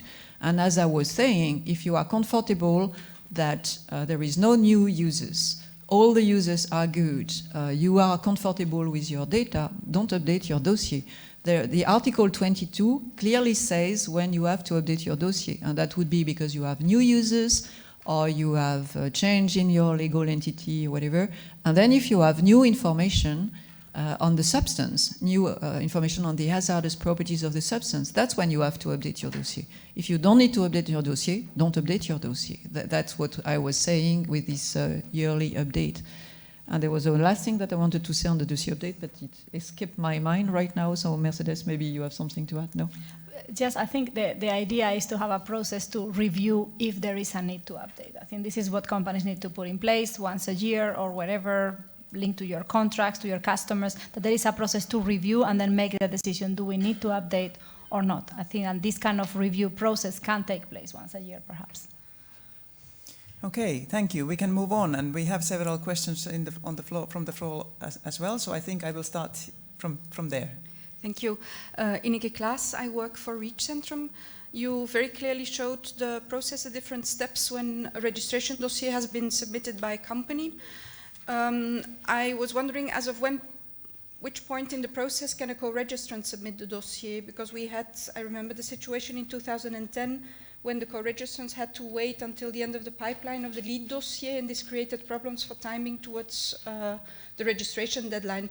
So I wanted to know, with the system currently in place and maybe changing closer to the registration deadline, as of which point in time can the co-registrant submit its member dossier?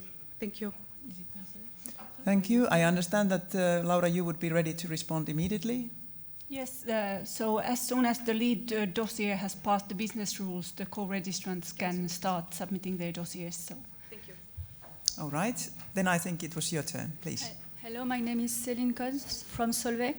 It's about a problem we are facing. We know that for some dossier, we will not have the results of study before May 2018. And we have no real answer in the DCG group.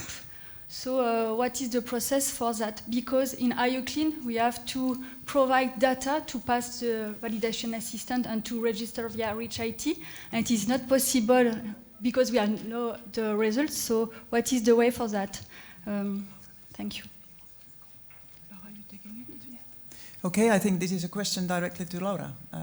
Yes, so as I said, we have now published this more information on these DCG solutions on our website, and there is a notice which details these solutions a bit more in detail. What are the prerequisites to benefit from those solutions, and what are the consequences? And for this specific issue that your tests are delayed, it says specifically that in these cases you will fail the first TCC. You will not have the solution, the results ready. So it means, of course, that it shows red also in your validation assistant in a way. But the thing is that REACH gives ECHA a possibility to take these kind of issues into account when assigning the deadline for the second TCC. So we will make a reasonable decision or set a reasonable deadline for you to submit the completed dossier. And Laura, correct me if I'm wrong, but the DCG solution gives details how to present the documentation and the reasoning why they are late, or is any... Yes, so there are some instructions already on our website, and then when you contact us for this issue, you will get even more detailed instructions what to send to us to assess your case, and then how to indicate in your dossier that you are affected by this very issue. And Karine, this may be something that you have been already facing also in your work. Yes, absolutely. I have several substances for which we expect testing only in May. So if you then have to still prepare the registration dossier, we will have a problem anyway. And that is then only with the planning as we have it on the table. So then nothing can go wrong, because then we are getting the results in June, you know. But what I understood, we had the same situation in 2010 and 2013, of course. So I think the solution then was that if you have a signed contract with the lab, and yet you can put that in the endpoint, that you can update your dossier as soon as you get it ready. But then at least you can know that ECHA knows that we have a commitment for a specific endpoint and that we can still register on time. Yeah. Yeah. But then if we fail the TCC, we have a problem, of course. Yes, but just to be very clear, that you have to contact us first. It's not about just putting it in Euclid like I have done all the efforts and then submit it. It is that you need to contact us first so that we can provide clear instructions on what to submit. And in general, for many of these difficult cases, what is important is that you document all these exchanges with the labs or any other difficulty that you are facing, that you keep track of all the efforts that you have done just to show good faith to ECHA, but also to enforcement authorities eventually, that you have made all efforts in a way. That's also important. Yes, indeed, just to continue from there, that these are really for the exceptional cases, so it doesn't mean that if you in May realize that you don't have tests, that it still applies. So what we say in the notice that is now public on our website is that the tests have to be ordered before 31st of March this year. And also in the documentation, we would like to see when you have ordered, or we want to see where you, when you have ordered the tests and when you expect the results back, so that we can take this into account in our assessment of what would be the reasonable deadline for you to complete your dossier. Okay, thank you. I hope that this clarifies. Sorry for keeping you waiting for a long time. Next Hello, question. My name is James Doe from Texas Europe in the Netherlands.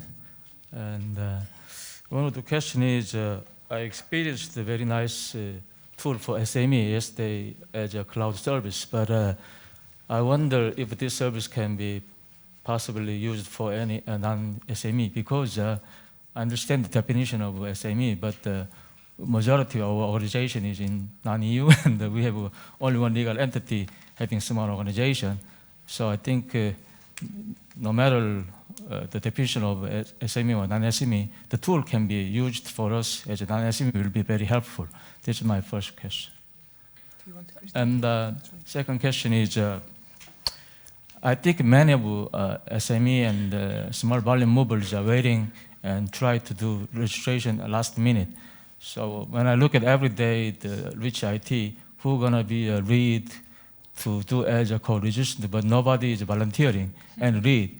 So I think in this situation, there's no time left to prepare all the studies. So what could be your advice? And the third is many people are confused by the last deadline of registration because as I believe after this last deadline, still some company are obliged to register as long as it exceeds 1 ton per year. So that means this is not a last deadline, but there's any deadline, non-defined deadline will be available after this May 31. So I think to avoid any confusion, this maybe we better not to speak about the last deadline because any new company, any new legal company will be obliged to future registration obligation.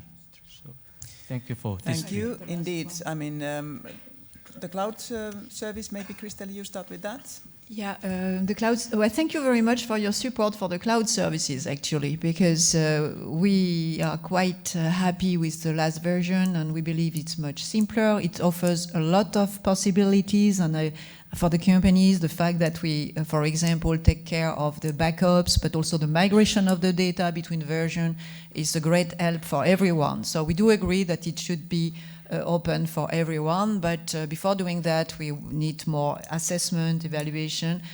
You can imagine that if we start storing all the data from all companies, it has quite a cost for us in terms of servers, data storage, and so we need to do a proper assessment, and we need to see also whether cloud services, would it be the new delivery model for other tools than Euclid? So the number of things to be done before we open to everybody, and also assess the cost for us. So that's for the cloud services. And the other two questions, so any advice, specific advice for the SMEs who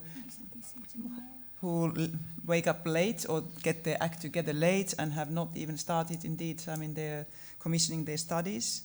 And indeed, it was more perhaps the comment on the last point.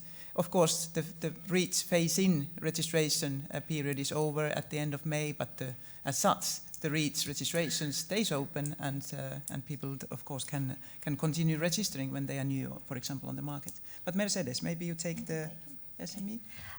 Yes, of course, in the cases, I think Laura touched upon it very briefly, where there is like no one that is making a move, let's say, in the joint submission. You need to assess how critical this substance is to you and whether you are ready to make this, to take this action. That can be as simple as starting a communication, like, is someone in this for real? Do you have real intentions to register or not?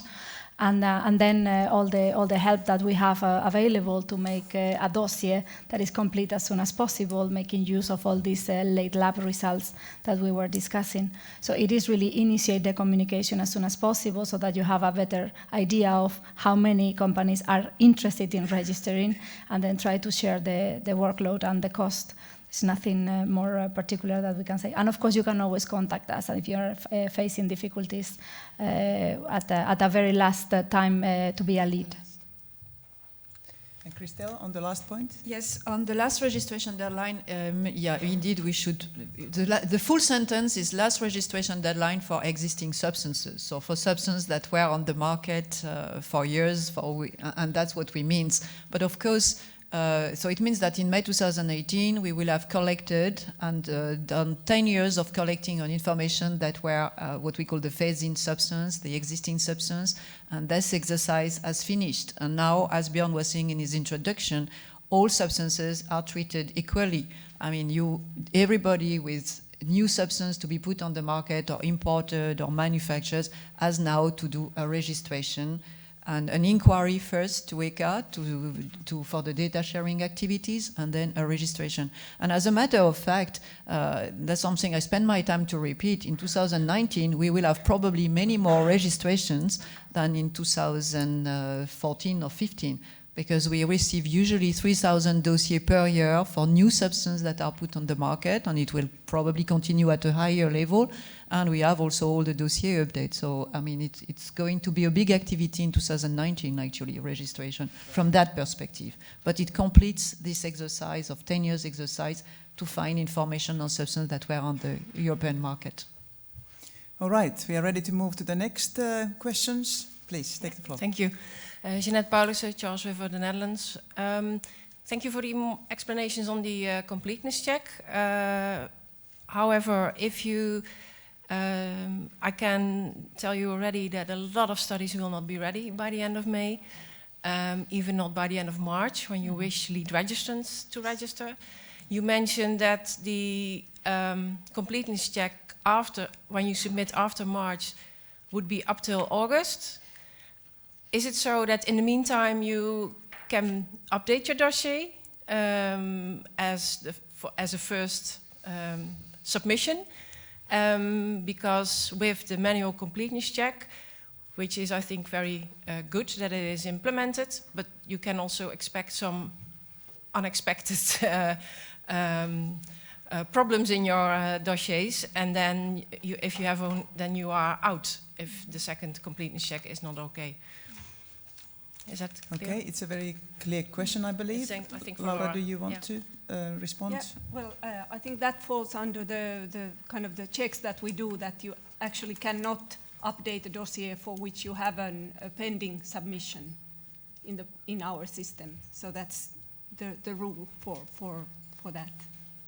So what's the solution? But then there are a lot of, like I said, will be a lot of dossiers that are not complete by the end of May. Is ECHA let's put it differently, is ECHA thinking of, instead of that you are out after the second completeness check because you have to update it with the final results, is ECHA thinking of another possibility there? Because I think quite some will have problems with that. Mm-hmm. Maybe just to clarify a bit what was explained before, it is quite likely indeed that you may fail this first completeness check cycle, but then you have the second attempt where we can have sufficient time so that you can put your dossier in order, and during this process you get a lot of support from our staff to make sure that you understand what you need to do, to make sure that you successfully submit even in this second attempt. So it's very rare that people fail this second time because we are in contact. It's not that you don't hear from us. But I don't know, I'm looking at Tiago if there is something else you want to add, or? Okay, we have an ECHA colleague also joining in explanation. Good morning, everyone. My name is Tiago Pedrosa. I work with the team that is handling the completeness check. And indeed, as Mercedes mentioned, these are exceptional cases with exceptional circumstances, and we will do all our efforts to make sure that this second failure will not take place. So when we will request, if you apply to this solution and we will be requested to submit a dossier, we will not, for some certain endpoints, you will not have the complete information. We will given enough time to have the results back and prepare the dossier. So of course the extended deadline will not be on the date that you will receive the studies. We are aware that it still takes some time to prepare the dossier. This will be taken into account. And for sure we will monitor the situation very closely to make sure that you are able to submit a second dossier successfully. Okay, thank you. So there is help available. Of course, I hear the message that there may be many cases of this exceptional nature. So also a message to us in ECHA that we need to be prepared to give this support then. So please, we have still 2 questions from the floor, and then I'm afraid our session is coming towards the end, but please, let's hear from you. I'm Helena Niemelä from Borealis, and I'm also like to clarify this same topic. So is this exceptional delay case, is it applicable only for SMEs, or is it applicable to any registrant with that problem? It is to any registrant that is facing the difficulty. And maybe just to clarify, because Karine was asking, when we say about contact us before you put this, you apply for this solution, let's say, it is via the normal contact form that we have on our website. And sometimes I guess people may feel, well, a contact form, I am really in trouble. I mean, this is maybe for minor questions. It comes to us very quickly. We have a very solid system behind, so don't be put off by the very simple contact form. We have a very solid system behind, and it reaches the right experts very quickly. So you will hear from us in a short time. Thank you. Yeah. So hello, I'm Camila Blanco from Ecolab, and I also have a follow-up question on the same topic, because if I understood correctly, so when we don't have the studies complete, then we will apply to the solution, then fail the first completeness check, receive a new deadline to submit the studies, but in the meantime, we wouldn't have the registration number. So how to handle this with all the customers and downstream users, which will be waiting for the registration number in the MSDS? No, I give some time to perhaps to colleagues to think what to respond, and I'll take the last question, please. The last question is that has ECHA made any studies on how many of these exceptional cases to expect? And if these exceptional cases are coming in large numbers, whether ECHA has made any backup plans in addition to the ones presented, or at least have a timing for making them? Thank you. Thank you. I will leave Mercedes to reply on that, but you start to frighten me actually with all these comments. So. Maybe we should start with Christel. But on the first one, so what to do indeed on the situation that you haven't got your registration number, but your customers are asking for it? But there is you have to wait for your registration number, I'm afraid, and your clients will have to wait for the registration number. So perhaps you will always receive a submission number from us. It's not the legal, of course, it's not the legal requirement of providing the registration number on the SDS, but at least you have a proof that from us that you have a submission number, the dossier has been submitted. It's also a proof, as we were saying, for the enforcement authorities. Everything is under ECHA responsibility. You have submitted and you have done all your work properly, and that the best we can offer is to show to your clients that you have a submission number and your dossier is being taken care of, and it will be updated as soon as possible. On the exceptional, maybe not so exceptional cases, we have not done any study to try to estimate how many of these cases will be. We really hope that by all the help that is available, this remains somehow exceptional. But now listening to all of you, I think, of course, we realize that this may be more than expected.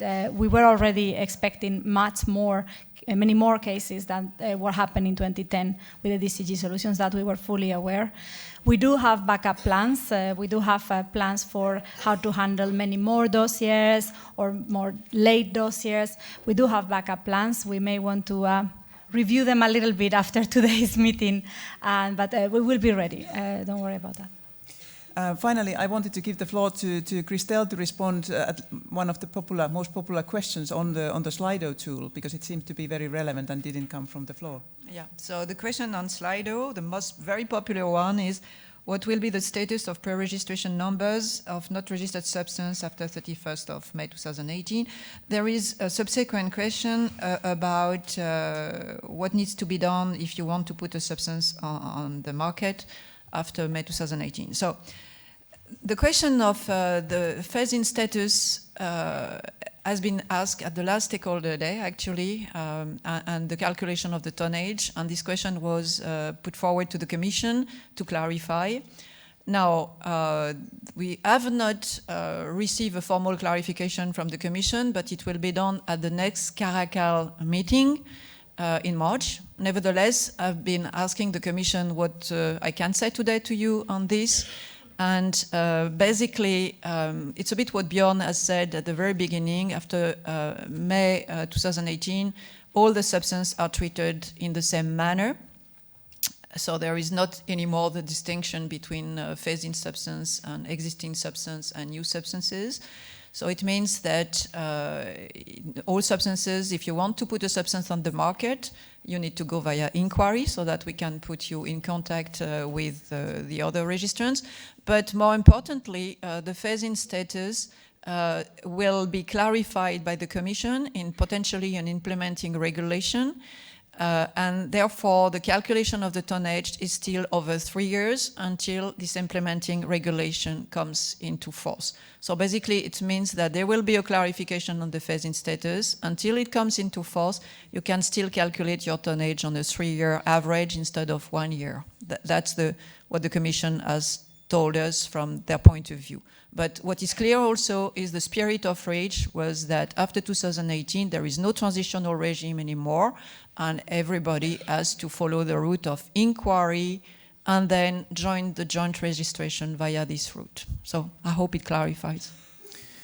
Thank you very much. Thank you for all those who presented and responded to the questions. No doubt there will be more questions of the same nature coming in the other sessions. We are already 5 minutes beyond my time slot, but let's take a look on the poll results, how ready you feel you are for the REACH legislation deadline. Now we have, over 100 responses, so it seems to be a representative sample. And yes, majority is still working on it. And luckily, quite a small minority who are still really doubting that they cannot make it. But clearly, those working on it will benefit from the next session where we go into the case studies prepared by companies. And now, thanks again, and we can break for the coffee. Coffee in this room is served at the back and then outside in the lobby. So see you promptly at 11:30 then for the next session. Thank you very much.